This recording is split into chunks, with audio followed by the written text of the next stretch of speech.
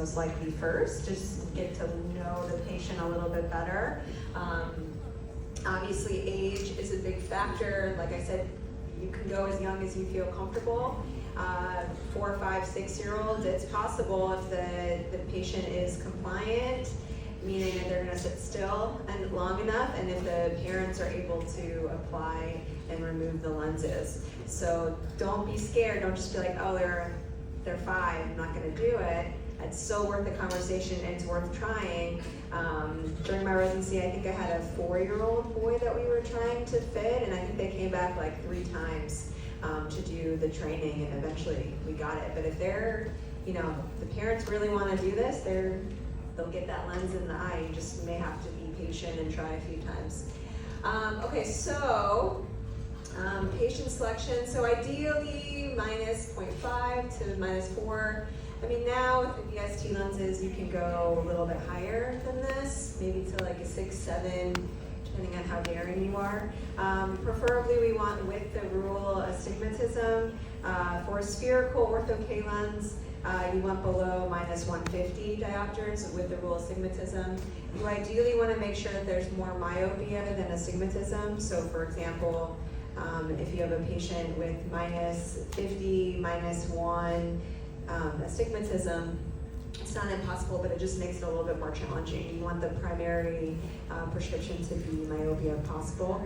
You do want to avoid lenticular astigmatism, so you need to take a look at the refraction and your K readings. If the patient has more refractive astigmatism than the amount of corneal astigmatism, they may have lenticular astigmatism, and no matter what you do with the ortho-K lens, you're not going to be able to correct that because it's in the lens. So make sure that you're paying attention to those readings closely. If you happen to skip it and you bring the patient back in and you realize, oh no, I keep getting like this, minus 1 cylinder over refraction every time this patient comes in, it's probably telling you they have lenticular astigmatism, and then this is not really a good option for them.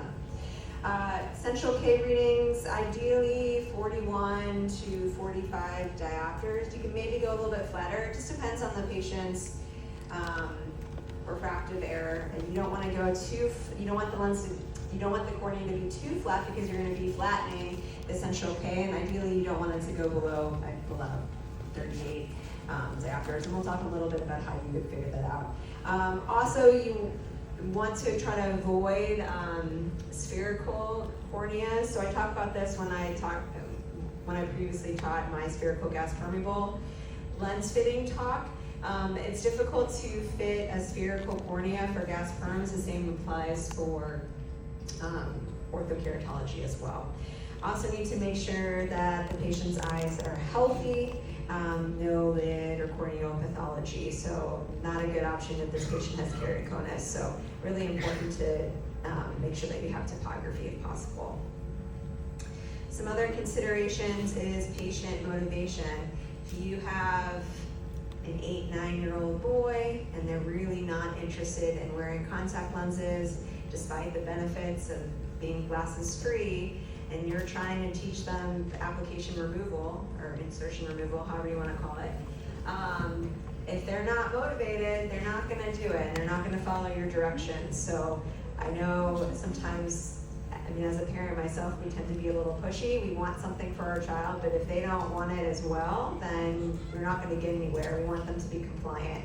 So you might need to consider a different option. So always important to talk to your patient. Not only the parents, obviously you need to get their permission, but you need to talk to the patient and have a better idea of what they may be interested in, because at the end of the day, it's their eye and you need them to be compliant as well. So get everyone on board.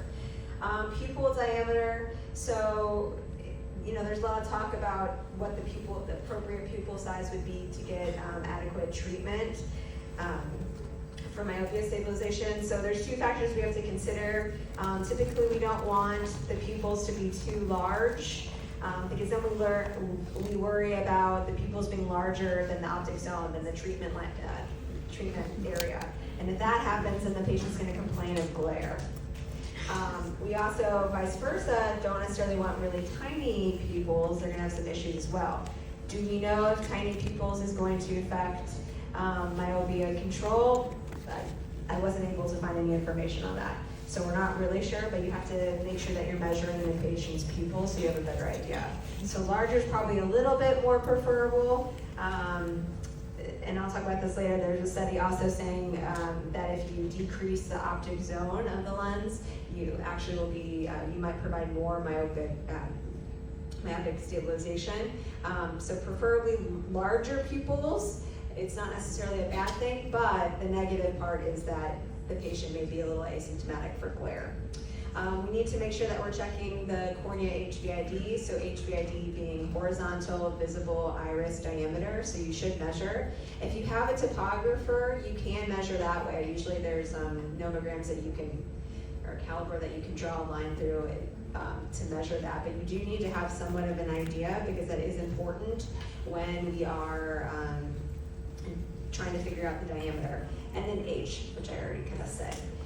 Contraindications, so if they've had previous failure with other gas perms, maybe this is not the best idea for them. Typically, we're not as worried about comfort with these lenses, as I said in the last lecture, because they're going to be wearing it at night. They'll have to wear it for a few minutes when you're doing the fitting, but they're wearing it at night, so it's usually not as much of an issue. But if they've had any comfort issues or unable to tolerate it, you may want to think again for a different option if in those patients. As I mentioned already, we want to avoid patients with anterior segment ocular disease. Against the rule, astigmatism is a consideration. It's not necessarily impossible, but maybe a little bit tricky if you really wanted to try, maybe start with like lower levels of against the rule astigmatism, more so than trying to take a -3 diopter cylinder against the rule astigmat. We want to be careful with limbus to limbus astigmatism. So what that means is, if you look at the picture, the steepening of the cornea is extending from the limbus to limbus. So these patients are a little bit tricky for centration purposes, and they most likely would need a toric ortho-K. So you want to make sure that you are getting topography and evaluating that. And if they are limbal to limbal, then you need to probably consider a toric lens. If the cornea is too flat or too steep, we also want to be careful and make sure that we're looking at that as well. All right, so what do we need to do? So obviously, before we even start the fitting, we need a comprehensive eye examination. I think it's all the same for all the different methods, so making sure that we're taking a really good case history, cycloplegic refraction, slit lamp examination, pupil measurements in light and dark illumination, corneal diameter. Hopefully you're cycling them, so you'll also do a dilated posterior ocular health evaluation. We need to assess their posterior health. We need corneal topography. I think it's really tricky. It's not impossible, but it would be ideal and better if you can fit these lenses with topography. It will help with your follow-up care. And then if you are doing this for myopia control, you need to check their axial length measurement before.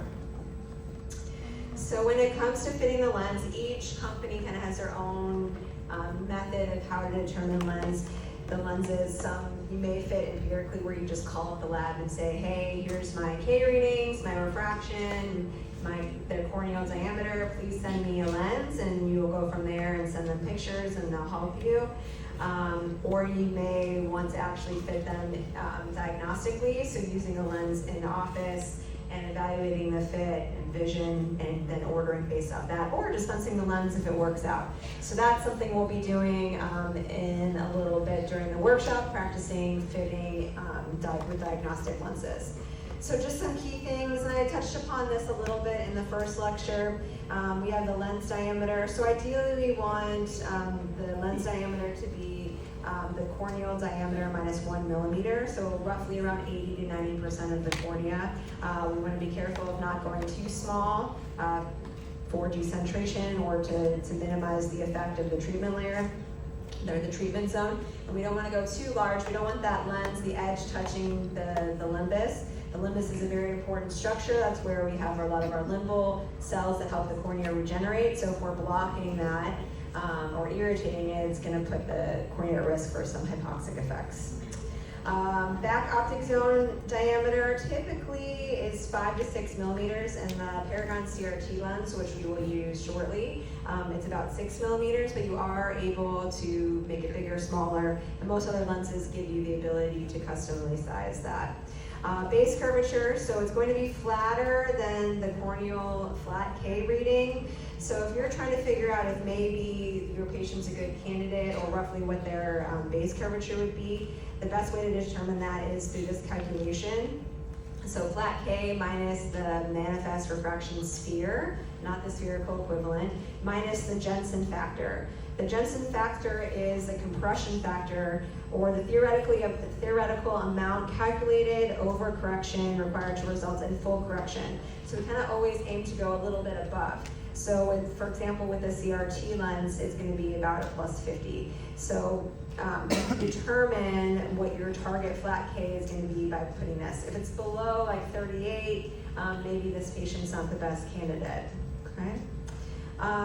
Reverse curvature, so this is often proprietary depending on the lens that you're using. Remember, the reverse curvature is the second curve outside. So you have your base curvature here, your reverse curve is here. So that is going to be steeper than your central base curvature. Okay, and this is what's going to control the sagittal depth of the lens. So if we need potentially, if the lens is decentered, then we're going to adjust the sagittal depth of the lens using the reverse curve to do so. The alignment curve is also important for centration. I talked about that. We want it to match the eccentricity of the cornea. We want to make sure that we have some touch at that 3 and 9 position, so right here, to help with centration as well as adequate movement. And then lastly, we have the peripheral landing curvature, so the last curve, and we need to make sure that we have appropriate edge width to make sure that we have proper tear exchange as well as movement. So once you have gotten your lens, whether you've called and ordered empirically or you're fitting in office, this is what you should hopefully see. So you're evaluating, I guess, 4 things here. So first, you want to check to make sure that the lens is centered on the eye.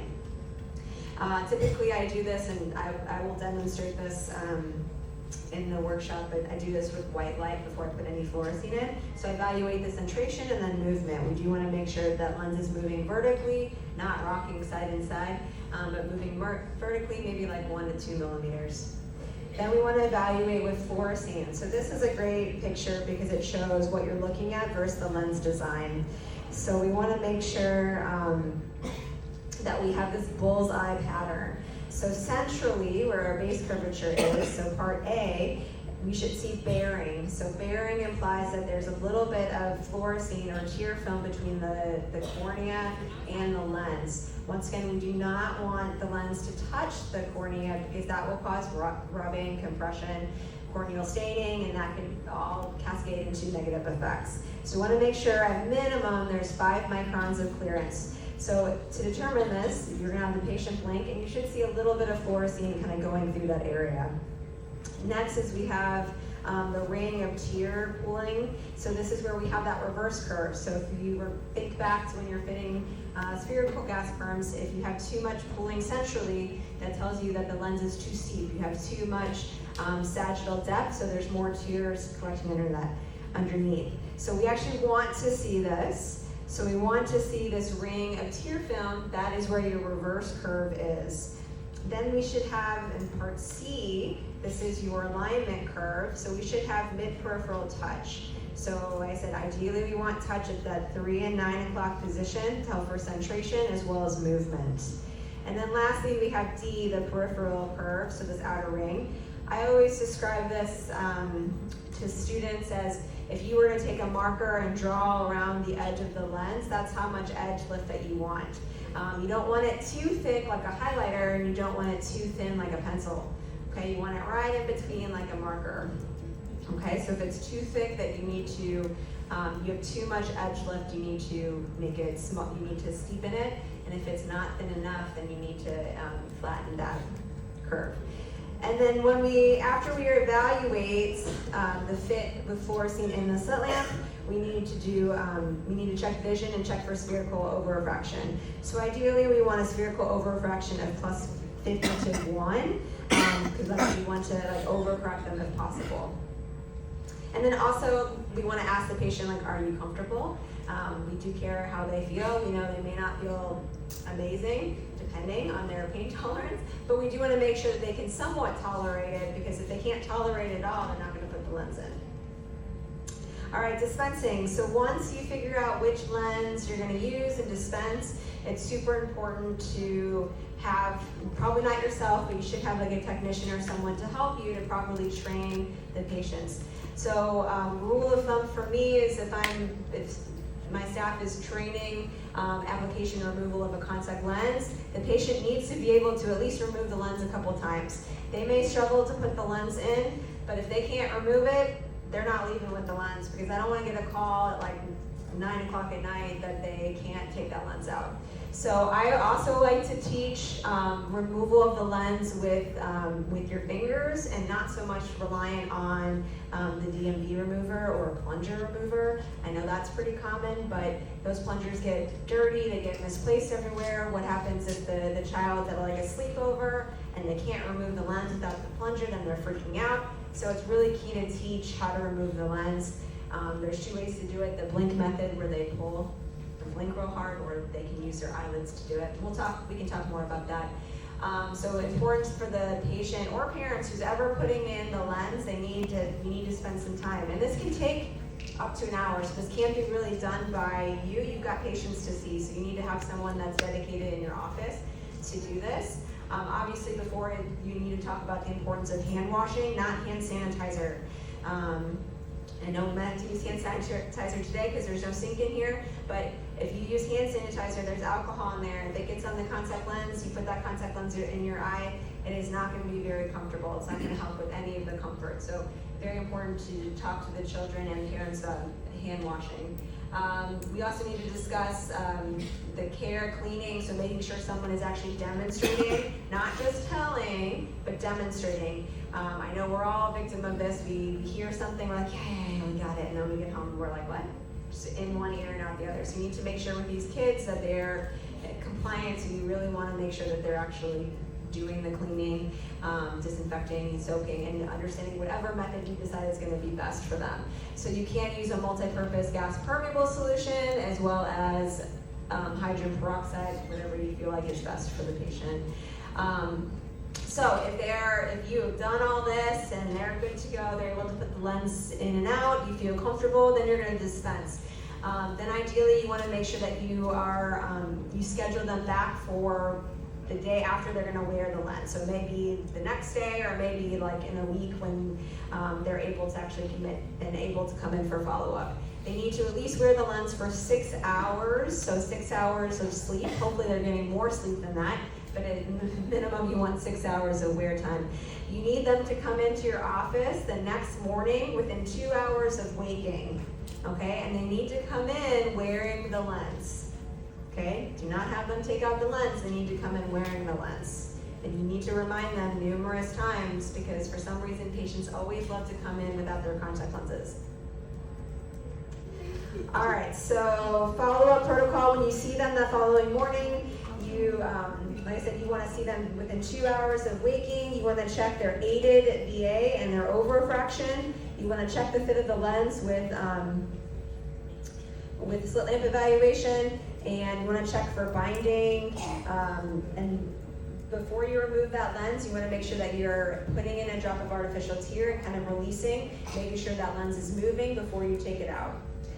Then you want to check for unaided VA and refraction, and then most importantly, you want to check for topography. So if you see here, we're able to extrapolate data from the pre and post ortho-K lens to create this difference map, so we can see here if the lens is centered, if we're getting adequate treatment, and if we're successful or not. This is probably not like a one-day post wear. It's probably more like a week or longer. Usually the first the first night of wear, you'll be able to have somewhat of an idea of centration, but you're not gonna get complete treatment. You're lucky if you're getting like 50% of the treatment. So you will want to provide the patient potentially with some like daily disposable soft lenses to get them through, because they may have some blurry vision. Usually we don't expect full treatment until about 1 week after. So after the 1 day, you want to see these patients at 1 week. You can do 2 weeks if you feel more comfortable. 1 week, 1 month, 3 months, and 6 months. And all these follow-ups, the patient doesn't necessarily need to come in with their contact lens. They should bring the lenses with them. You're going to check unaided VA, refraction, check ocular health, topography, and then at 6 months, you'll want to check the axial length measurement to see if there's been any progression. If you're getting some decentration or any concerns about the fit, I typically don't try to change anything until about 7 to 10 days. So if you see them at the 1 week visit and you're like, do I need to make an adjustment? You can certainly wait, there's nothing wrong with that. See if it's actually staying like that. You can also give it more time. All right, so let's talk about troubleshooting. And so this is usually based on follow-up visits, based on your topography. Okay, so some common things you may see. So one is a central island. So if we look at our difference map, so once again, this is pre, post, ortho K. This is the difference map here. If you see, we have the central island, so the central steepening here. So this tells you that you have inadequate treatment. So essentially there's not enough of the hydraulic force that's pushing the central epithelium outwards. So a few options that we need to do. One, I want to state you don't adjust, typically we're not going to adjust the base curvature. We are only going to adjust the base curvature if we have like an over-refraction. First, since we have this steepening of the central cornea, we want to flatten or reduce the sagittal depth of the lens. We're going to do that by reducing the reverse curve or flattening it. Okay. Another option would be to change or flatten the edge lift to increase the edge lift to help lower the sagittal depth of the lens. Now, if you get this on your follow-up, we call this the smiley face. Okay. So, because it looks like a smile. So this means that the lens is superiorly decentered. So a patient will most likely come in they're going to say that they're not really happy with their vision because they're getting some ghosting of images, especially at nighttime.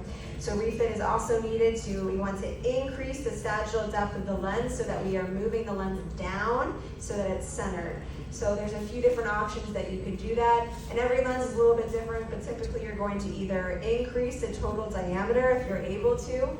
You can also steepen or increase the sagittal depth of the reverse curve, or you're going to tighten the edge lift. On the opposite, if you get a frowny face, so sad face, that means that the lens is writing down. With these, they're a little bit scary because you worry about the adhesion of the lens, so you do want to remind the patient to make sure that they're trying to manipulate the lens in the morning, put a drop of artificial tear in before they actually take it out. But if you do see this, you need to refit them. So you need to now move the lens up so that it is centered. So some options to do that, because you need to reduce the sagittal depth of the lens, is you can flatten or reduce the reverse curvature. You can flatten the edge lift, or you can decrease the total diameter. So it depends on the lens. You're not going to try all things at once. You're going to pick one and start there.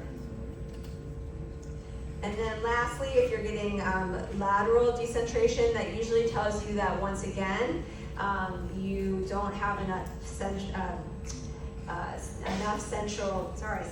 depth, so it's probably too much treatment, and that is what's causing it to write centrally. So you're going to treat this similar to superior decentration and adjust accordingly. So you basically need to increase the sagittal depth of the lens, whether it's by adjusting the diameter, adjusting the reverse curve, or the edge lift. Okay, so lastly, we're going to talk about complications, which, any contact lens wearer, we are at risk for complications, so it should be explained to our patients. I do always, before I dispense a lens or say goodbye to someone, I'm not going to see them for a year, I always say, if you ever have any red, painful eyes while taking out your contact lens, while wearing your contact lenses, You need to take out your lenses if your eye doesn't immediately start to feel better within a few minutes, and you need to go in and be seen, because that's a classic sign and symptom of some sort of infection potentially. So common complications, number one is going to be your corneal staining. This can be from underlying dry eye, debris on the lenses, so any debris deposits that are not being properly cleaned, a trapped foreign body, so if you're getting that zigzagging line, that might tell you there was something stuck between the lens while they were sleeping.